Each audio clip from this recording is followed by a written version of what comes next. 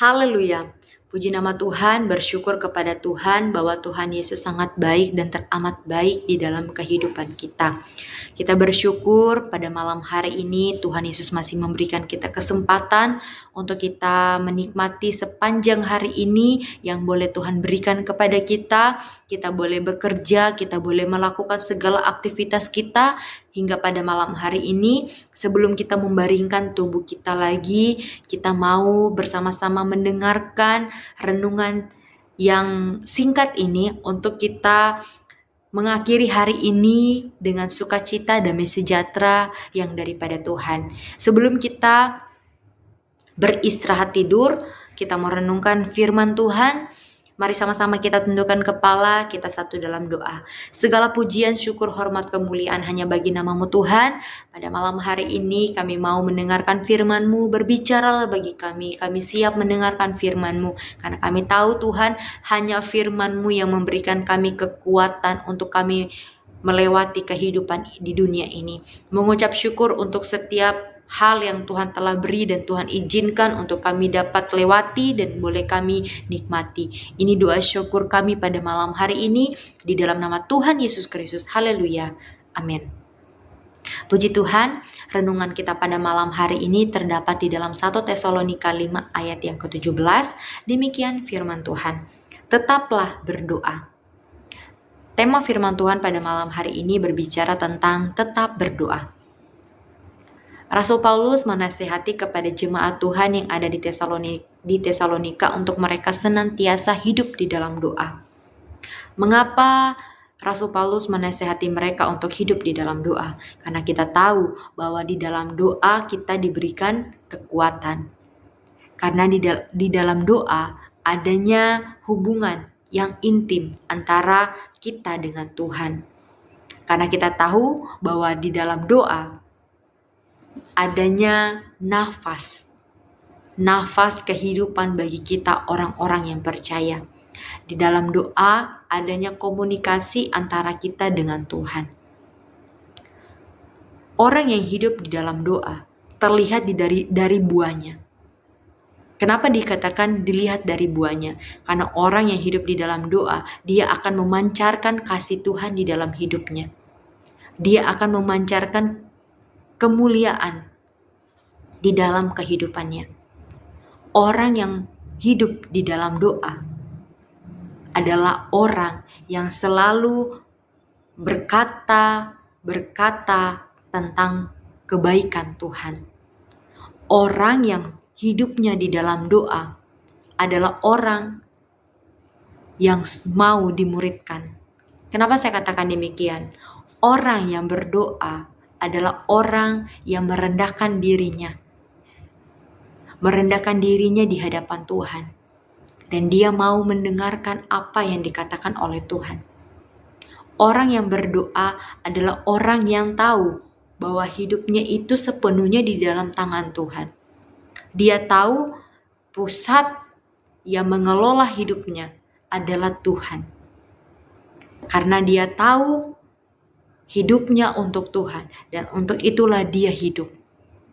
Bapak, Ibu, Saudara yang dikasihi oleh Tuhan Yesus Kristus, pada malam hari ini sama-sama kita mau belajar dari kita tetap berdoa. Mungkin kata berdoa adalah kata yang paling pendek. Berdoa hanya tiga kata. Berdoa. Tetapi susah dilakukan, susah gampang dilakukan. Tetapi pada malam hari ini kita sama-sama mau belajar untuk kita terus tetap di dalam doa kita, hidup di dalam doa. Bukan hanya sekedar kita datang setiap minggunya, kita datang berdoa kepada Tuhan, tetapi kita mau terkoneksi dengan Tuhan. Karena dikatakan bahwa orang yang berdoa, kita lihat di ayatnya yang ke-16, orang yang berdoa adalah orang yang senantiasa akan selalu bersukacita. Kenapa saya katakan demikian? Karena dalam keadaan apapun, ketika dia berada hidupnya di dalam doa, dia tetap bersukacita apapun keadaannya. Terlebih di ayat yang ke-18, dia mampu mengucap syukur. dalam segala keadaannya, dalam segala hal. Dan di ayat yang ke-19 dikatakan dia tidak akan padamkan roh. Roh apa? Roh Allah. Dia tidak akan padamkan roh Allah dalam hidupnya, melainkan dia akan menghasilkan buah-buah roh. Yang tadi saya katakan bahwa orang yang hidup di dalam doa akan terlihat dari buahnya. Nah, dikatakan lagi bahwa orang yang hidup di dalam doa, dia dapat melihat mana yang baik dan yang tidak. Dan perlu kita ketahui, terkadang kalau kita berdoa, kita meminta sesuatu kepada Tuhan. Bukan Tuhan tidak menjawab apa yang kita doakan, tetapi Tuhan menjawab melalui diri kita. Tuhan menjawabnya, Tuhan mau kita dulu yang diubahkan, baru apa yang kita doakan. Bapak Ibu Saudara yang dikasihi oleh Tuhan Yesus Kristus, berdoa bukan hanya sekedar kita menaikkan setiap kata-kata yang indah bagi Tuhan.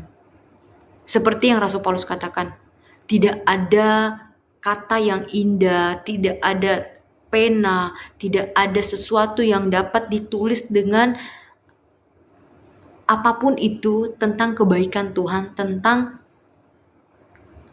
kasih Tuhan dalam hidup kita.